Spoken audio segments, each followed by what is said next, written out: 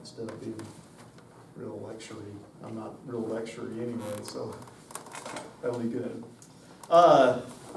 Great. Well, so you know who I am. Y'all know who you are. I've seen you around forever. Yeah. A bunch of years. When you've done these things a few times. Right, you start recognizing the same faces.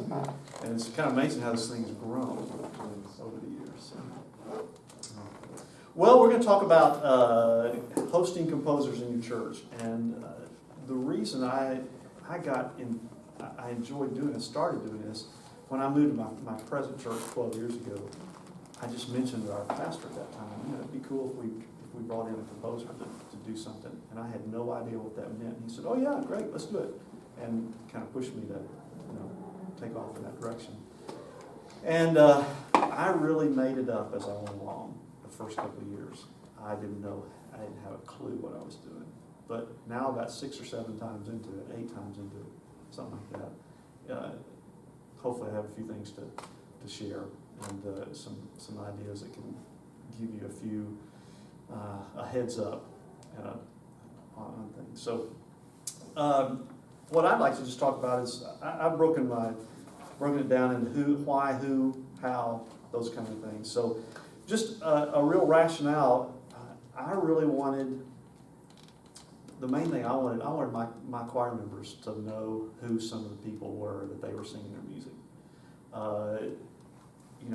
Your choir, your congregation sees these names. If you have a printed worship guide, they see these names. If your choir's singing their music, singing out of an anthem, they see these names. Many times they see over and over again these names, and they like what they're singing. You like what they're singing. Your congregation likes what they're singing. A lot of times they'll come up and say, "I really like that." You can say something about that composer. They just like that music. So one of the reasons I wanted to do it was for them to get to know who these people were. They saw their names. Put a face to a name on an anthem. Whenever you see that name on the anthem, whether it's Mark Hayes or Joe Martin, or like we sing Lord Larson today, other people, just putting a face to a name is pretty cool. Another thing that's been neat about conferences, and you get a little bit of taste of conference. You got that from Larry Shackler just a little minute ago, why he wrote a particular anthem. Really moving and meaningful. When you have a composer at your church, even a bigger level, a deeper level, they can talk about their music in depth. You may know a little bit about their stuff, their music. Come on in.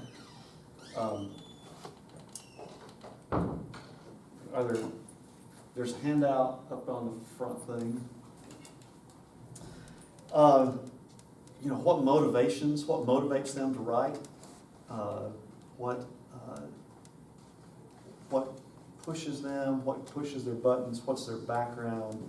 What's in their past that helps them to create music? All those kind of things. Also, another reason, I've had a lot of companists over the years who we play along, and they'll say, "I love that person. I love to play their music."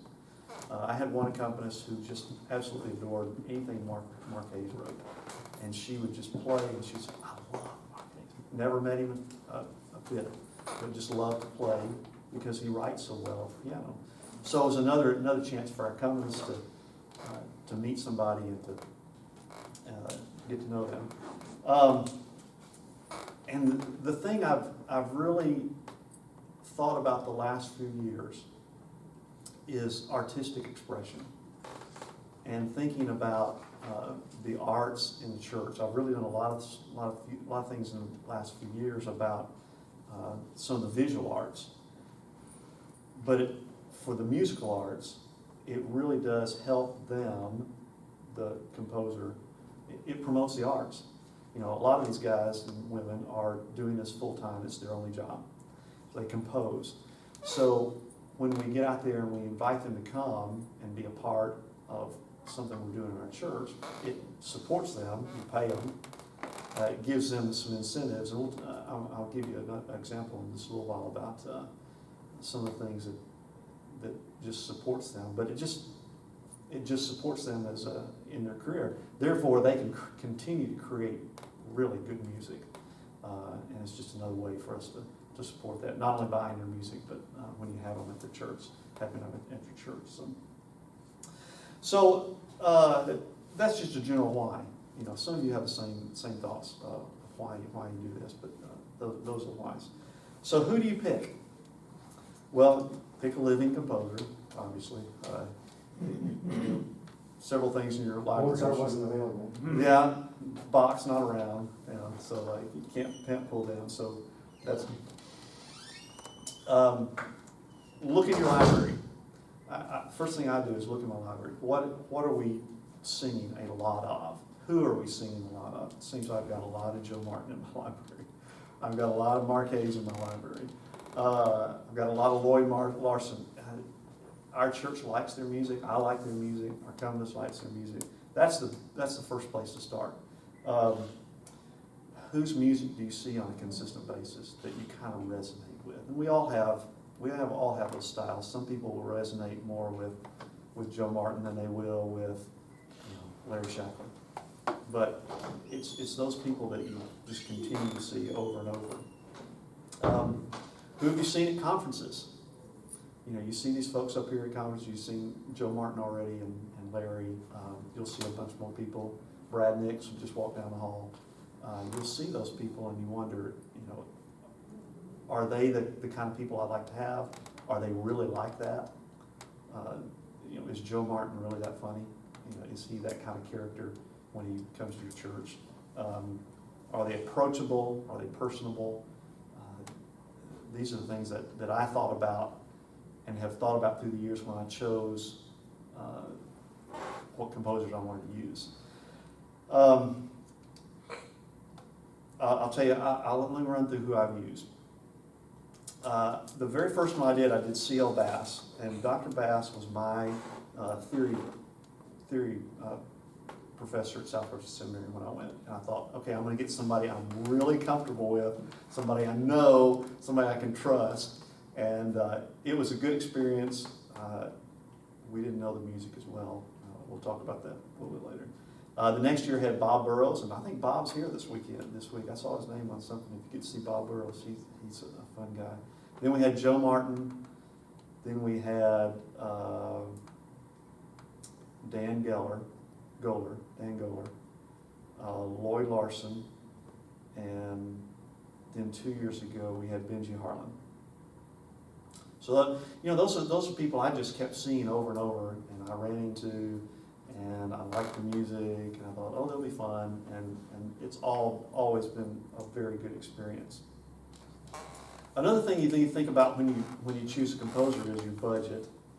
We're going to talk about that again a little bit later, but that always comes into consideration. What kind of budget you have available, what they're going to charge, and those kind of things. Again, we'll talk about that. What have you heard about other people from your friends? If they've had an experience with a composer, has it been a good experience? Has it not been such a good experience? That's a good way to ask questions of your friends, your colleagues, and other places if they've ever done one of these. Who are the people that you really like? Who did your choir enjoy having for the weekend? Who did your congregation enjoy having for the weekend? It's always good. So, any questions about that? Any thoughts yet? Okay. So, how do you ask a composer? Most of them have websites these days. They'll give you all sorts of information. It was kind of fun to, as I was researching this, going back and finding some of their websites and seeing, if they do these things, how much they charge, those kind of things. Go just look them up. If they don't have a website, then a lot of the publishers that they are published by will have bios on them and contact information. They might have an email through their publisher, but a lot of them have have websites, and you can find a lot of things for the website. A lot of composers will even have a schedule of where they're going. They'll say where they've been and where they're going. It might be a year ahead of time. I'm going, what composer events or what conducting events they're doing. It's a good way to see other churches that they're going to. Visit with them at conferences and stuff like this. I've been to so many of these Alleluia conferences. You see so many composers, and it's fun to see. I had a conversation with Heather Sorensen last year about composer weekends. Joe Martin, I had met him at one of these, but I had a conversation with him at one of these Alleluia conferences, saying, "Okay, do you do this? Let's talk about this." He gave me contact information. But when you go to conferences or reading sessions, that's a good place. One question that they'll ask and that is important is how early should you contact one, and you probably should think about a year ahead of time, at least a year. I typically do my composer weekends in the fall, just the way our church works. And if I was doing it a year from now, I'd be thinking about it right now. Who am I starting to think of? Because their schedule's still up.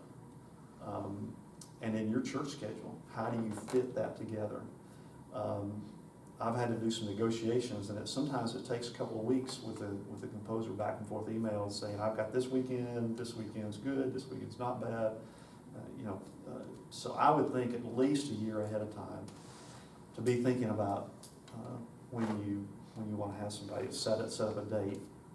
And everybody's church's calendars can just be wild, and so there's some good and bad in there. So just choose what works for you. Kind of aside, you also need to decide how often you want to do them. And one of the mistakes I made, I did two a year apart, and that was too much. I did one year and I did another one another year, and it was like, wow, our choir's tired. Part of that is, this is a major event, because you may be singing 10 anthems, 11 anthems in a weekend of their, so how do you prepare your choir for that? Again, we're going to talk about that in just a minute. But you've got to push out a lot of time, and if your choir's singing every Sunday, like mine is, every Sunday, and then you're thinking about a major event, how do I get my choir? So I settled eventually on doing every other year, and that's been a very good, it's been a good thing for me.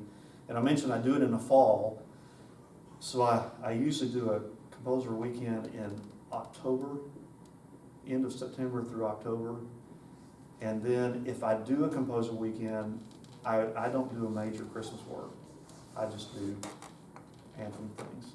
And then the opposite year, I do a major Christmas work. And that, for me and my choir and my church, really seems to work out okay. It's a good rhythm that I don't overburn.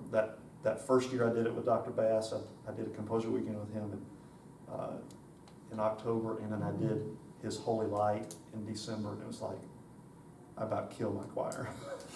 See, that's interesting to me because, is it all right if I interrupt? No, yes, absolutely, go ahead. Okay. I've been doing this for a number of years as well.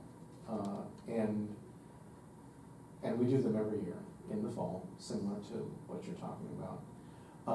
It inspires the choir, and they look forward to it. And if we can do a major work by that composer, even all the better. So, so my experience Yours is it's different. That's good. yeah. So just on that's just great. on a different point of view of that. Yeah. And sometimes that works and sometimes it doesn't. And again, it depends upon who you're bringing in, because some of the folks I've brought in, they really don't have major works, the cantatas or things that I want to do. So then it causes a shift in the plan. But Right. But for us, the flow of the year, it works and it energizes the choir to do that. Fall, Yeah, that's good. weekend with a composer, and then follow that up with major work. That's good. That's good. Yeah, if you have the rehearsal time and can pull that all together, that's good. That's very good. Thanks.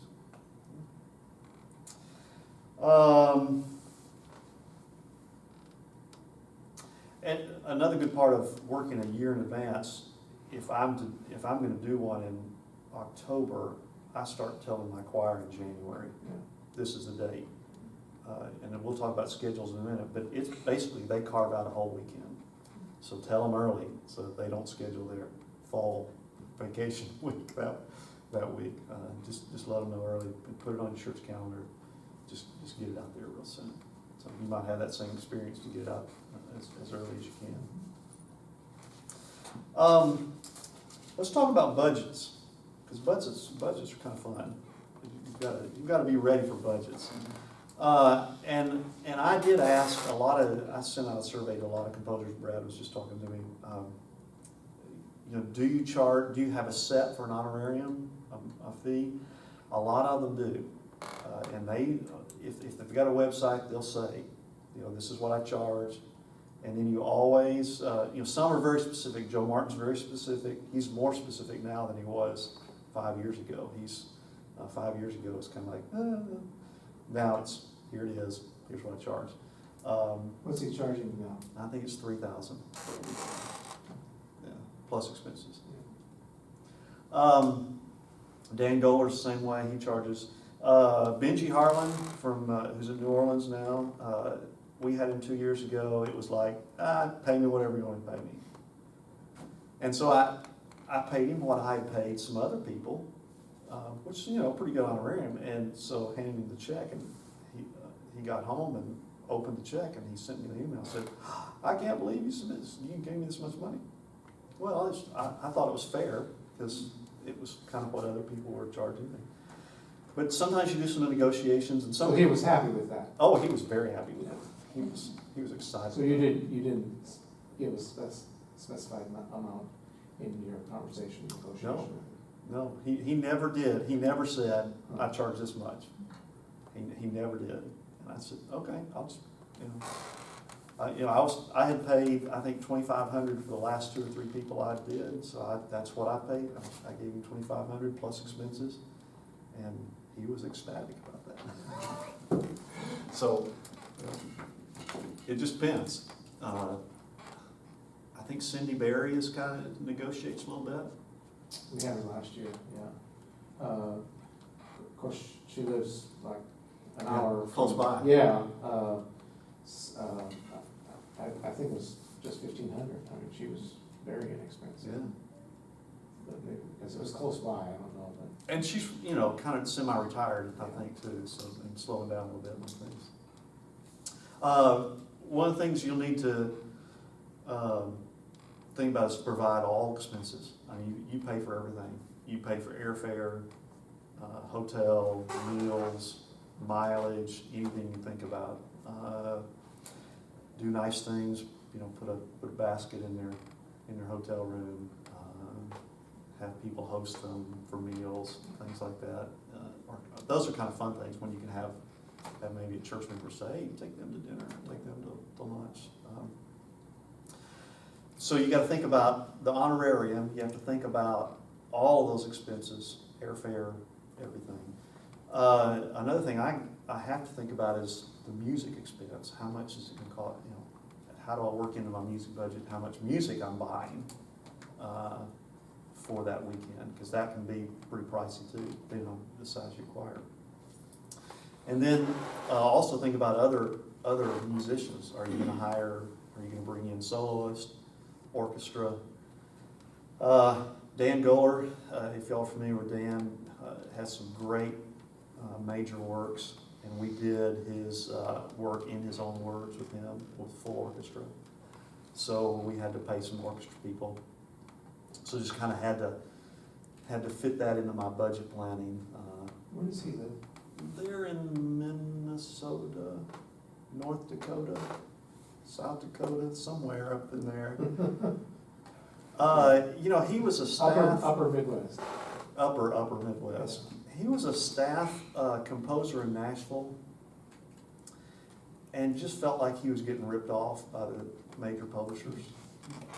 And so He does all his own publishing. he does all of his own publishing, his own website, his own everything. I've never seen him here. No, because he doesn't have a publisher. I don't think you'll ever will because of that. He writes some phenomenal music. And the reason we wanted to bring him, we had done his Christmas work. His Christmas work is just it's just lush orchestration. And what's it called? It's okay. Go to his website. Okay. And then what did he charge? Was it 2,500? I think it was at 2,500 too. And then so we did his Christmas work, and then the next year we had him as a composer and did in his own words, which was a complete work with narration, and people really liked his music. His wife plays violin too, so she actually played the orchestra for us. So, but you got to think about those other things. Those, there's some expenses. So you're If talking the spouse is coming along, so, Yeah, she did. I've never had another spouse come, but they did a kind of family thing. They drove down. They were within an 8-hour drive of us, and they kind of made it a family event, vacation thing. It worked well. Yeah. When we had Hal Hobson, of course, he's just up in Dallas, or was. I think they may have even moved to Austin now. I can't remember, but his wife came along, and with Cindy, it was her husband came along. So sometimes they do come along. So yeah, I think I should bear that in mind at least. Make that at home. So. Anything else about budgeting I want to talk about? Can I ask Question? you about the budget for orchestra? Was it a full orchestra?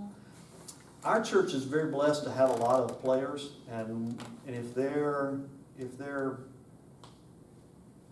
high school or adult players, we don't pay them. If I have to bring somebody in, we pay them, and we probably don't pay union wages, but we pay pretty well. So for each professional musician, usually how much?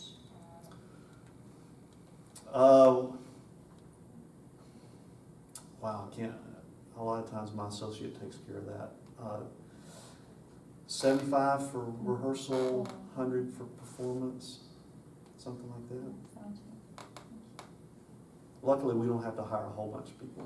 We hire a few. Do you typically use your orchestra in this weekend? Depends. Did with Dan. I've used some. Benji came and did some. When Benji Harlan was there, he did some. We did some of his hymn arrangements. He does those great hymn arrangements with organ and orchestra, organ and brass, a lot of organ and brass.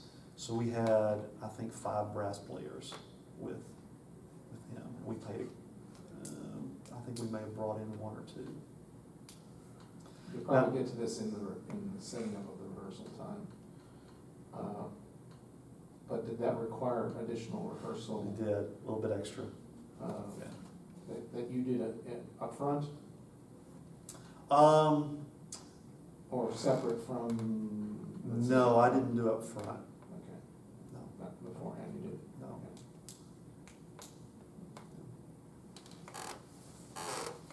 Okay. No.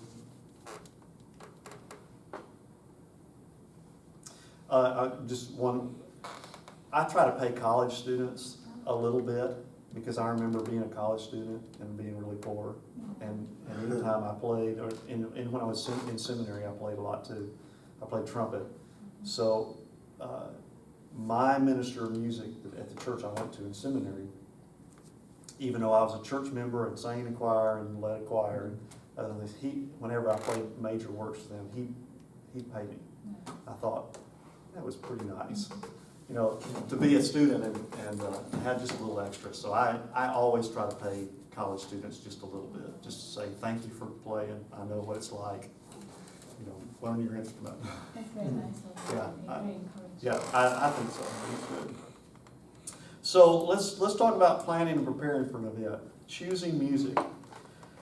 It's always fun to choose music for an event, and do a variety. I typically do half of music, for a weekend, half of the music that's already in my library, that the choir's already sung, and half new. For one thing, it helps to learn things, they already know those things pretty well. But then half of it new, okay, you're encouraging them to write music, you're helping their livelihood, buy some music, and you also introduce that something new to your choir. So if I'm doing 10 anthems on a program, I'll do usually five that have already been in my library by now, and I'll buy 5 new ones. And I think that's worked for me because it helps, like I said, they know half of that music already. So all you have to do is touch it up, tune it up a little bit, and you're teaching 5 new things. The mood and style are important. Choose, a variety, slow, fast, different things that will make a good program. If you're doing a concert type setting of their music, you want to do a good program that's fast and slow and just a nice variety.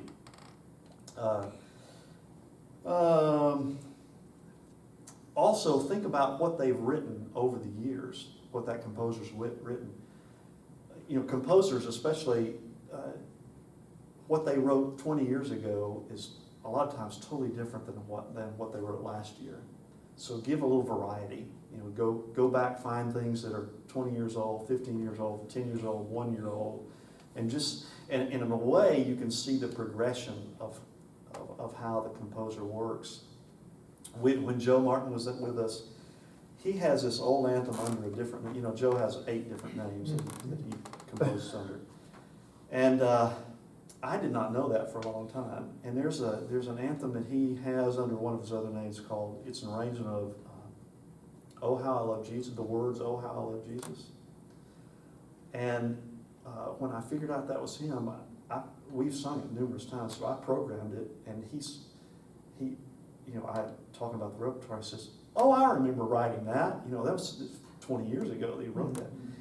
And I don't think he had sung it or played it in all those years. And he said, I had so much fun doing that anthem with your choir that I wrote 25 years ago. And so he really enjoyed doing that. So find things that are old and find things that are new. Do you ask input from your composers? Yes, I do, yeah. Somewhat, because I know my choir very well. Right. So I will say, okay, here are 5 things that I'd like to do with you. Tell me what other things these are the kind of things that we like to sing. Here's some fast things.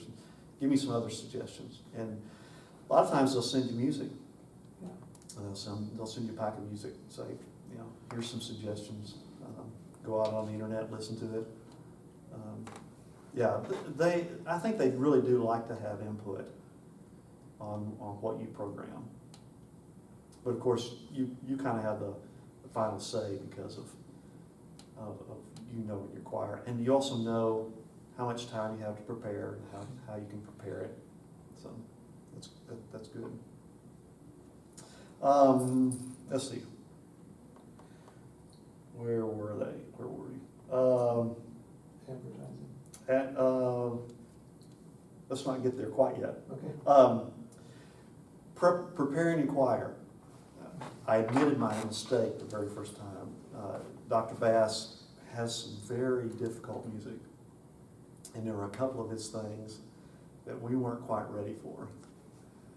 And I was a little embarrassed, and I learned my lesson the first time, that from now on, that weekend when they arrive, your choir knows every single note. That allows the composer just to tune it up, to give you the stories about it, to do the phrasing, to do all those interesting things that they want to bring out the music in the music.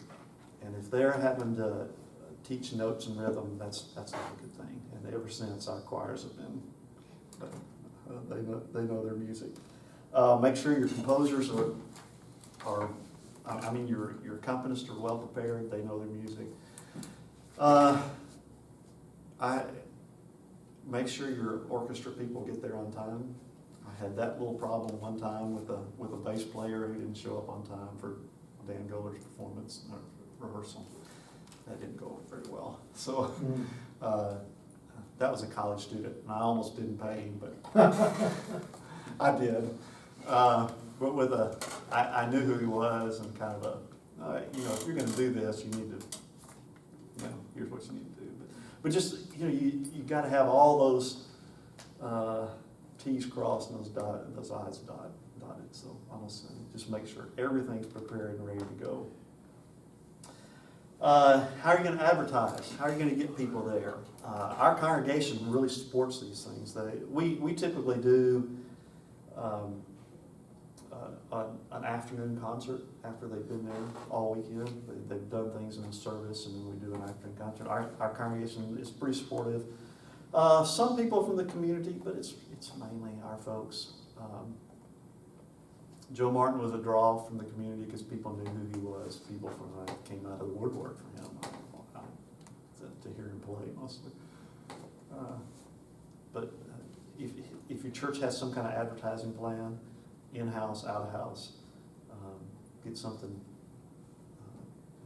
I'm not sure if newspaper works anymore. Facebook seems to, if you can do Facebook and do those push posts on Facebook, that y'all familiar with that? When you pay, I'm not sure how much is $35, and you can push a post on Facebook, and everybody in your town or your area sees that when it pops up. For us, that's been a pretty effective for Vacation Bible School, for other events. It's really pretty cheap, and thousands of people see it in that Facebook advertising that pops up in their stream. That's been a pretty effective ways of I didn't even have that on my thing to talk about. That just came up, but that was free, everybody. That's good. Your colleagues, your friends, everything else. Other groups to involve. You need to know your composer real well and see what else they've done. Joe Martin has some good children's anthems, or especially older children's anthems. So when he came, we did a couple children's things. We did a couple of youth things with him. Did we do Joshua? He's got an arrangement of Joshua. That's a two-part thing. And I had an upper elementary and a middle school choir that sang that together. And that was a lot of fun. If they do other things, if they write for other things, people except just your sanctuary choir. Youth, Bob Burrows does some youth choir things. Dan Goller does, when he came to do that work, my student choir sang with us. I taught all that in his own words to the student choir, and they really liked that. So I had that bolstered our choir, and it was very accessible for them. So they sang handbells. Bob Burrows does handbells, and some composers do handbell too. So if you've got a handbell choir they've got something. Orchestra, Dan Goller does all these lush orchestrations, and we did one of his orchestrations for a prelude, and I don't know if we did an offertory, but we played it. Okay, now some of that you have to prepare ahead of time. Some I of asked you that, a few minutes ago about preparing the orchestra. now handbells, yes, handbells we played. Orchestra, did we prepare? I only brought in professionals for that one event, for that one day. We may have had a run through with our own people for some of the things. But a lot of it was a one-time shot for him. And I assume that you built that into your weekend schedule. Yeah. I did. Consider commissioning an anthem. Some people will commission an anthem when they do a composer weekend. It costs extra. I think Joe is up to 3,000. Is it 3,000 for an anthem? Is it 1,000 for an anthem? No, it's more. I don't know about that. It's spoke with Mary, and she's going to be doing one for us next year for 2,000. Okay. Depends on the length of the anthem, how long it is, usually 3 to 5 minutes. Sometimes you can suggest text, sometimes you can suggest things with them, but sometimes they want to do all their own things. Do you make it that a practice? I have never done it. Yeah. I just. I've only done it one other time with Allan Pope. Our church was celebrating its 25th anniversary, and getting ready to celebrate our 40th, and I'm commissioning Mary for that next year. So That should be I've good. only done 2. Now, I take that back a little bit. 2 years ago was my 10th anniversary at the church, when we had Benji Harlan here. Choir members got together and they commissioned him to do one of his hymn arrangements. And he had never done one of his hymn things for God of Grace and God of Glory. So they did that in honor of me for my 10th anniversary. They did that on the sly. But that does raise a question about, you were talking about expenses and budgeting and so forth and so on. I've been thinking about this, but I've not tried it yet, about maybe inviting some choir members or church members or whatever to perhaps contribute to a fund that would, hello. Motion. Wait, is it one of those? Well, speaking Where did the of, power speaking come of paying your bills, I guess. Did Baylor forget to pay the electric bill or something? Anyways, Is it a sensor? yeah. Yeah, my office is like that. So, but I don't know what that would be, how that, That might be a good idea, because a lot of people would contribute to something like that if they. I mean, I have people from time, I have choir members from time to time that would like to buy an anthem, Yes. and contribute for the purchase of an anthem. And that's happened several times in these Meet the Composers, events that we've done. But, in the commissioning of one, which is a lot more expensive than Mhm. Right. about 10 times, Oh, yeah. 10 times as expensive. But I hadn't thought about that, so I was curious if anybody else had approached that. No. Sounds like a good idea. Do you think Excuse me, so do you mean that you're gonna, so you have your choir member just purchase the guest so? Yeah, they'll come to me and say, in hey. advance before the. Yes, for example, a lady, and for us it costs about, I have about 70 in the choir, and so for a $2 anthem, about $150 per anthem. And they'll ask me, I got a tax refund, or I got a bonus, or, I just buy an anthem for the choir, and so that's usually about, but she approached me back in the spring about it, and I said, yeah, and our composer weekend will be coming up in September, and we'll set aside that money. So as a matter of fact, I just purchased it. But yeah, anytime throughout the year, if they want to do that, absolutely, and we have a fund that we set aside for that. Yeah, and our choir is good about significant events. They'll sometimes just buy an anthem. When my father died a few years ago, they contributed, and we bought an anthem in his honor, in his memory. So, and I just put a placard on front of each copy Yeah. of the Yeah. anthem and said it was what it's bought for. Another thing that I wanted to ask you about, back in the budgeting and the expenses, I asked the choir to make each member to make a little, I'll just call it a donation, but, kind of depending, I've asked for $10 or $15 for the weekend, and most of them are very, very happy to do. For one thing, I find that it ups the ante in terms of their commitment to coming for the weekend. Oh. I paid $15 to participate in this weekend, but, I simply tell them, if you wanna do that, it just helps underwrite the cost of the weekend beyond what we might have available Oh, yeah. in our church budget. It's good. And, I love it. almost 95% or more will, and some people will say, I can't be there for the weekend, but you know. There's 15 anyway. Yeah. So, That's good, that works well. it helps to underwrite a little bit, you know, some of the, like the additional costs and stuff. That's good. Something to consider.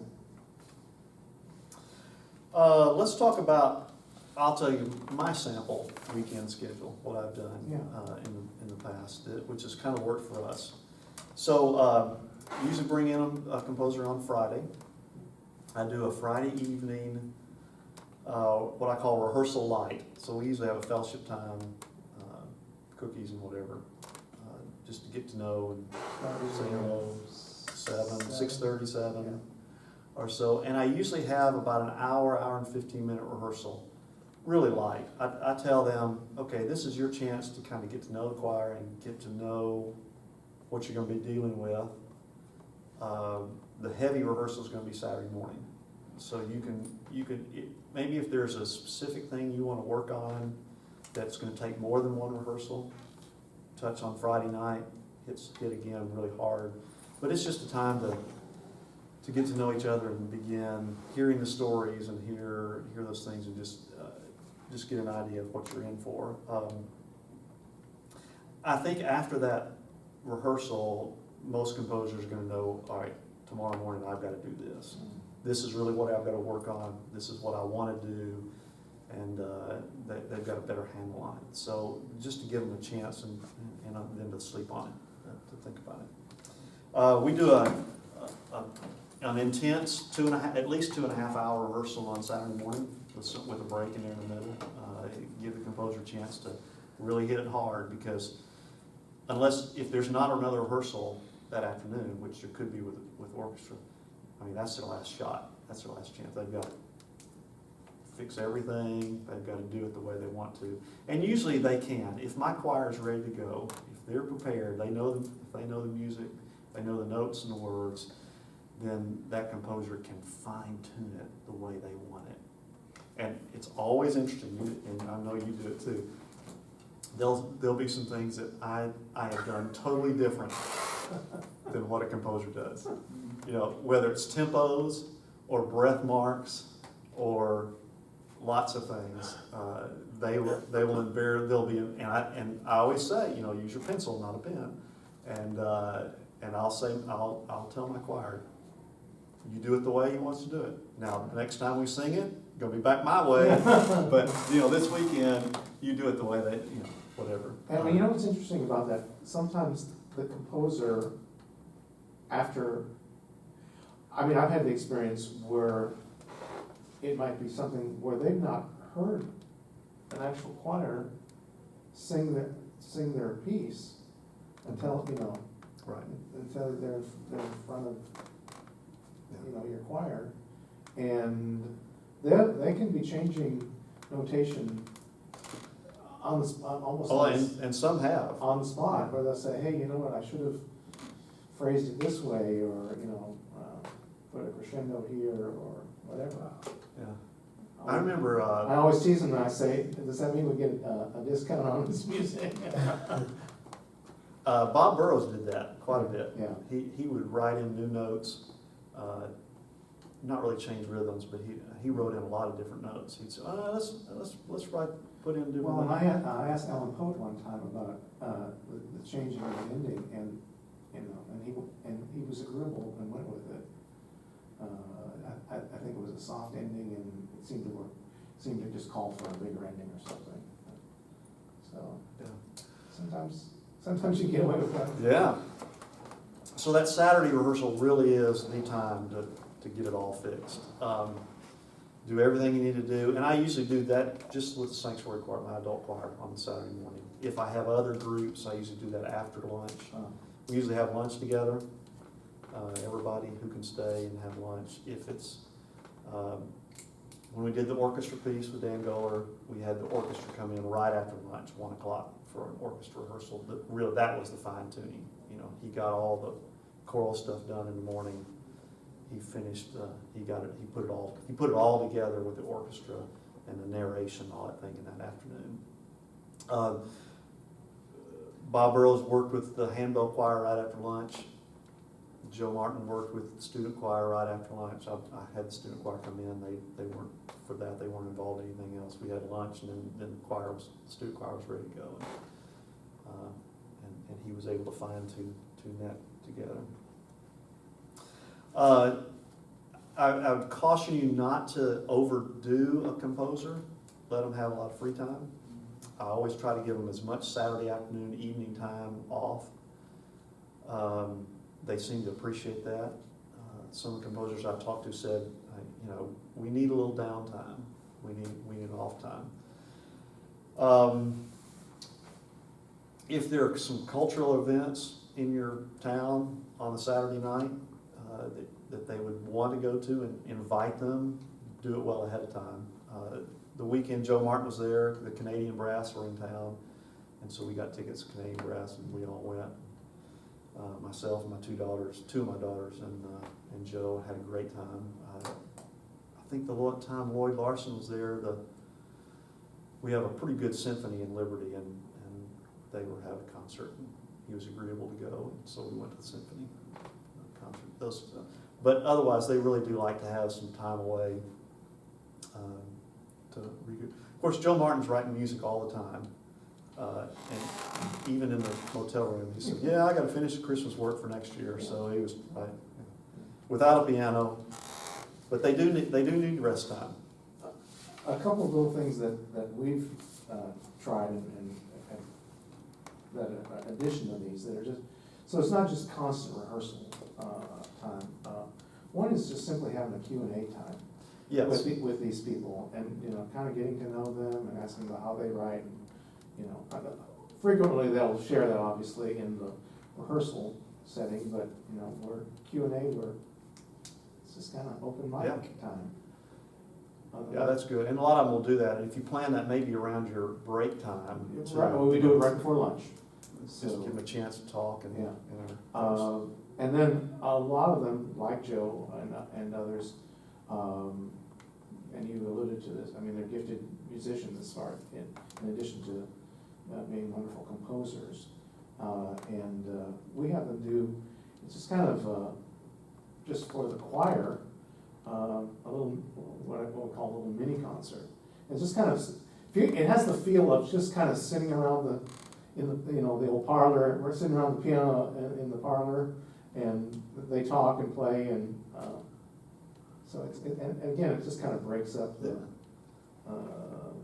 So it's just not that's good. Constant rehearsing all that. Just a little 30-minute time, and it's one of the favorite things that we do that the choir looks forward to doing, and if we have a composer like a Mark Hayes or someone like Joe, who's a fantastic pianist. That's good. It's a little extra special. Yeah. Sundays we invite, they're part of the service. I do 2 or 3 anthems. Where my choir normally does 1 anthem. We do 2 or 3. Might be call to worship, 1 in the middle, 1 at the end. Just depending on what we're singing of theirs and how it fits. For the real pianist type, the composers, they're usually a part of. Joe Martin did the offertory, and A prelude or something. Lloyd Larson did the offertory for us. Our pastor Jason actually talked to Lloyd several weeks ahead of time, and they worked out something that Jason ended his sermon with Lloyd playing.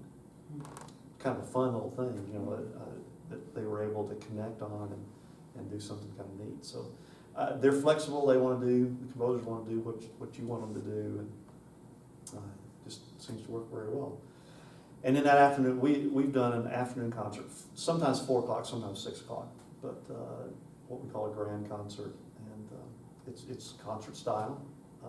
I have some samples of our concert things. If you want to pick those up, you're free to take those of some of our composers. Show you kind of what we did, how I arranged the music, some of the other things we did. Now let me tell you here's what I'm going to do this fall. I'm going to do something different. I told you we do a composer weekend every 2 years. This would be the year. But I wanted to do just a little bit different. We have several composers in the Kansas City area. Mark Hayes, and do y'all know Donna Butler? Donna Butler I Douglas? know that name. Donna Butler. Donna was in seminary, at Southwestern Seminary with me in the 80s. She has some things called, she hasn't written a whole lot in the last few years. Psalm 9 is one of her pieces, God of Our Life. She wrote a lot for Henshaw and other publishers back in the 80s. Really talented. She lives up in the area too. So I'm going to do a one-day thing with both of them this fall. So Together, they'll both? no, it'll be 2 different days. So second week in September, Donna will be with us. So she's going to, and since they're close by, I mean, it only takes them 25 minutes to drive to our church. So for both of them, Mark's coming the first week in October. They're going to come on a Wednesday night, rehearse the choir, work with the choir on Wednesday night. Then they're going to come back on the next Sunday, and they're going to be in our services, both of our services, and we're going to do 3 anthems each, 3 of their anthems during the services. We're not going to do a concert. It's just a kind of I call it a mini composer event. It's just fun. We wanted to use both of them. They're nearby. We can do stuff like that because of that. So Mark's going to do more, because he's such a fabulous pianist, offertory, prelude, those kind of things. And we're going to sing a few of his things. And we're using one thing that's in our library of his, and we're going to buy 2 new things. And he suggested both of those, and I like both of them.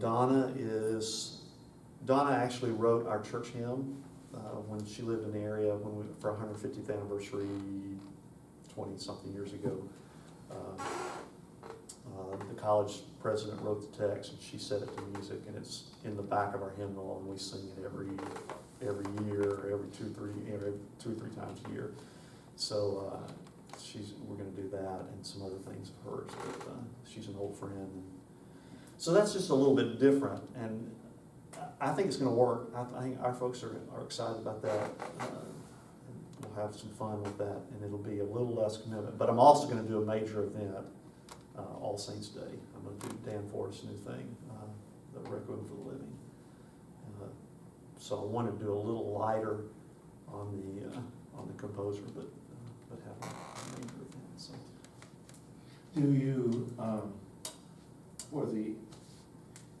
in addition to the afternoon concert, some of the other pieces that have not been presented that morning in worship, you cycle them in on subsequent Sundays throughout? Oh yeah, I will usually do like the 2 Sundays before they're there. Yeah. I'll usually do that. 2 of those pieces we're going to do on Sunday morning. It helps them to learn music, and it doesn't overburden them a little bit. Yeah, that's a good point. I do. You know, it's good music anyway. You're going to use it at some point. So hopefully it's going to be ready by then. Right. Yeah, that's a good point. So I surveyed some composers, and a couple of things, a couple of questions I asked. Why do you do composer events? One of them says, it incentivizes me to write that next piece. It's a win-win. Someone says it puts me in touch with the people who sing what I write. Yeah. It's a way for me to share what God has done on a deeper level. They really like that personal relationship. One of them says it helps to recharge my writing. One of the reasons I chose Lloyd Larson, he's been here a couple of times. Lloyd is one of us. He's a minister of music in the church. He writes such accessible music for the church, and I wanted to have him, and I'm so glad because he was my absolute favorite, because he was me. Yeah. But he was writing to the church, and every time he experiences a church choir, he has something else to think about. How would I write for that choir? How would I write for that choir? And he mentioned that he just loves to do composer weekends because he can do those kind of things. I asked about if they like to have input into the repertoire, and all of them said yes. They understand that the minister of music really knows the choir, but really wants to have some input using old and new things. All of them had very good experiences with composer events, loved being with people. I asked them what was the worst thing that happened at a composer event. Mary McDonald said accommodations. She stayed at a motel that was less than desirable, and she said it was just pretty awful. That wasn't in Austin. Oh, not. No, I always put them up in the same, but and I always ask, how are they, they accommodate, because, you don't want to get stuck Yeah. putting somebody up in. You really do want to use a major chain. Yeah, And yeah. Something that you have a reputation with. Right. And, yeah. I always use Hampton Inn because there's one right there. And we talked about set fees, negotiations. And they will negotiate, I think. I think. By and large, Cindy Berry said, yeah, I don't want to price myself out of a small church. She wants to be a part of that, and that's pretty neat. And our scheduling is a little bit different from your sample. I don't go with, once Sunday worship is over with, they're done. We don't culminate with a big afternoon or evening concert. I can see that, that's an extra, because Sunday is heavy Yeah. for them, so, but it works for you? Yeah. It works great. It Works for has. us, great. They all like being invited. They all like being in a group like that and just being out. I think they have composers have an interesting life. They spend a lot of time alone writing. But they also realize who they're writing for. They're writing that God's people can sing to God. And when they see that on a hands-on basis, it does help them a lot. So questions, thoughts, comments? Well, Alan, when I saw this on the schedule, I said, I am so happy to see this. For us, it's one of the most significant things that we do, with our church choir. And been doing it for a number of years, and it's critically important and valuable to us. And I'm glad to hear that you're doing it, that others are interested in it. I highly recommend the experience. Yeah. It's well worth. And it is a lot. You're exactly right. There is a lot of work involved, the preparation ahead of time,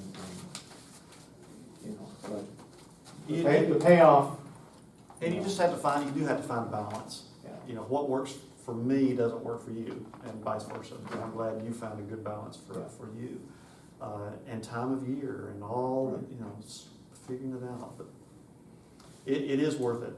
It is worth it because, I love coming to places like this and seeing all these composers and talking, actually getting to talk to them. But my choir members don't get to do that. Right. And so when I can give that, Bring that to them. Bring it home with that. Yeah. I think it was probably 10 years ago, Wilshire had John Ferguson Oh, from yeah. St. Olaf come into the hymn festival. Yeah. And of course, every hymn setting was his composition, and all the choral anthems or the children's pieces were his.